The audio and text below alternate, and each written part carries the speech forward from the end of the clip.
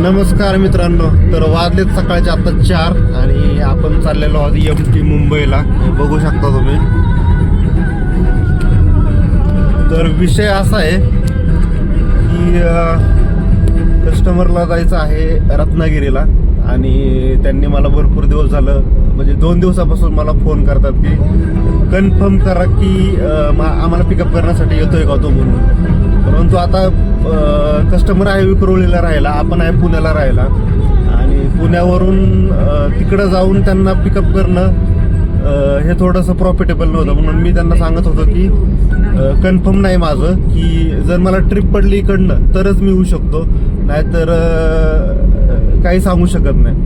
परंतु ते एवढे पाठीमागं लागले की ते मला बोलले की तुला आम्ही पुण्यावरून मुंबईला येण्याचे पैसे देतो, परंतु तुलाच यावं लागेल. तर वाजले 4 आत्ता. सकाळी 3 वाजता उठलोय, सगळं आवरून वगैरे निघालोय. म्हणजे कस्टमरचं एवढं प्रेम आहे आपल्यावरती की आपल्याशिवाय नाही म्हणतायत.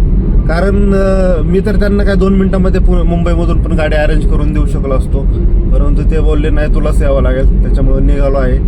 तर सर्व्हिसमध्ये क्वालिटी असेल आपल्या आणि व्यवस्थित सगळं असेल तर 100% आपल्याला काम भेटतंच.